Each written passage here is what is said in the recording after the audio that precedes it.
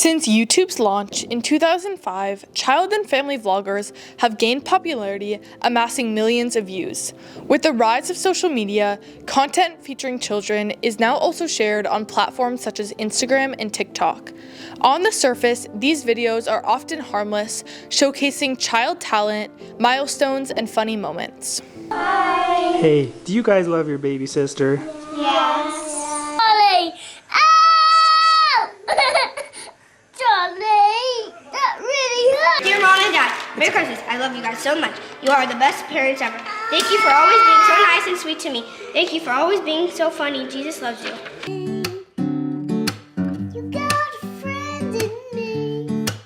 If you were talking about, parenting and you had kids and you said, well, this is what I use for feeding and this is what I use for the diaper. Everyone wants the advice from these people who have built this enviable persona.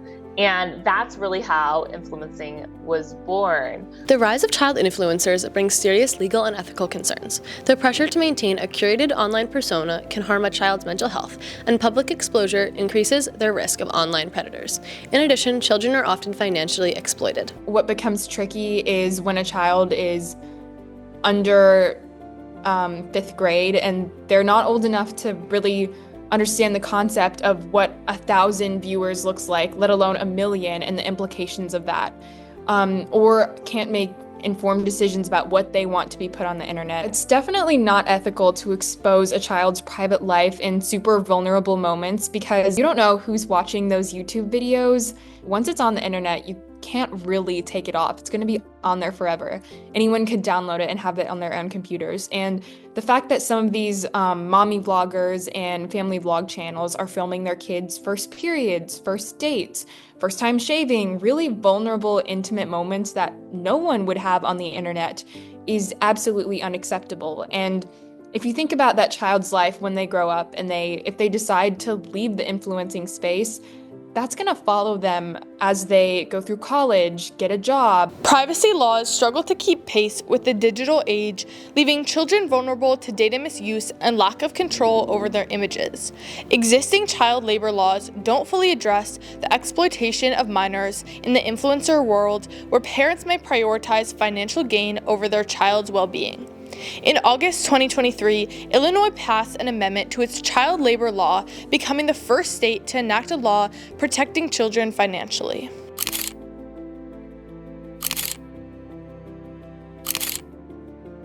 California and Minnesota have gone on to pass laws protecting child content creators, with other states, including Georgia, still in the process of attempting to pass this type of legislation. Georgia law really does set the stage and places not just restrictions, but really safeguards on how child images, videos, whether it's personal information, can be shared online. And it also ensures that the parents and any legal guardians are held accountable when they're putting their children's information and exposing their children to a broader area. Not only does this act create a dedicated fund to safeguard their earnings, but ensures proper compensation and addresses challenges that when children are working in the social media and digital age and entertainment, it provides some protection. When I first realized the issue of kidfluencing, there weren't any laws across the country protecting kidfluencers. Today, we've got it where it's been passed in Illinois, it was recently passed in California, and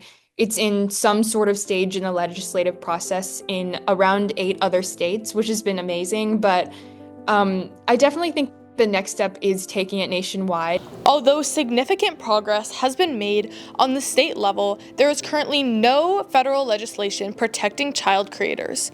The president must take bold steps to protect children from these dangers, balancing the opportunities of the digital age with the need for stronger protections and safeguards. Federally, we can protect our children by establishing clear guidelines regarding consent, data collection, and really the appropriate use of personal information, child likeness, their consents, online consents, and imposing penalties on those who violate these protections. Expanding on provisions that are called right to be forgotten provisions, which These provisions basically state that once a kidfluencer turns 16, they can choose to have all of their content scrubbed from a social media platform. The issue of child influencers and online exploitation is urgent and multifaceted. While social media can provide children with opportunities for creative expression and financial independence, it also exposes them to significant risks, including predatory behavior, mental health issues, and exploitation for profit. The president must take more responsibility to protect minors on a federal level, ensuring that children's rights and welfare are prioritized over profit. Ultimately, we must ask if the cost of digital fame is worth the potential harm to a child's future.